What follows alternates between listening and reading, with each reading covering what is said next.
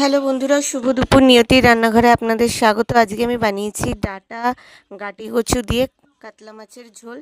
তো প্রথমে কড়াইতে আমি তেল গরম হতে দিচ্ছি। তেলটা ততক্ষণ গরম হোক, আমি নুন হলুদ দিয়ে কাতলা মাছগুলোকে ভালো করে মেখে নেব।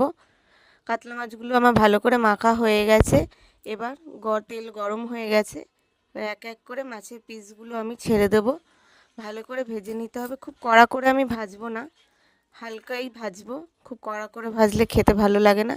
সব মাছ আমার ভাজা হয়ে গেছে, দেখুন এইভাবেই মাছগুলো ভেজে নিতে হবে, এরকমভাবেই। তো এবার কড়াইতে আমি জিরে, তেজপাতা, শুকনো লঙ্কা ফোড়ন দিয়ে লম্বা লম্বা করে চিড়ে নিয়েছিলাম ডাঁটাগুলো, ওগুলো দিয়ে হালকা হাতে একটু ভেজে নিয়েছি। ভেজে নিয়ে এর মধ্যে কিছু বাটা মশলা দেব, আদা, কাঁচা লঙ্কা, টমেটো বাটা, আর কিছু গুঁড়ো মশলা দেব, হলুদের গুঁড়ো, জিরের গুঁড়ো, লঙ্কার গুঁড়ো আর স্বাদ মতো নুন দিয়ে আমি ভালো করে ডাঁটার সাথে মশলাগুলোকে কষিয়ে নেব যতক্ষণ না কাঁচা মশলা গন্ধ চলে যায়। দেখুন মশলাগুলো ভালোভাবে কষানো হয়ে গেছে ডাঁটার সাথে। এবার সেদ্ধ করে রাখা গাটি কচু দিয়ে আর একটু কিছুক্ষণ আমি কষিয়ে নেব যতক্ষণ না তেল ছেড়ে দিচ্ছে। দেখুন ভালো করে সব একসাথে মশলার সাথে কষানো হয়ে গেছে। এবার পরিমাণ মতো জল দিয়ে দেবো। আমি যতটা পরিমাণে আমি ঝোলটা রাখবো সেই অনুযায়ী জল দিয়ে দিয়েছি। এবার ভালো করে নেড়ে ছেড়ে নিয়েছি যতক্ষণ না ফুটে উঠবে। ফুটে উঠেছে, এবার ভেজে রাখা মাছগুলো আমি ছেড়ে দিলাম।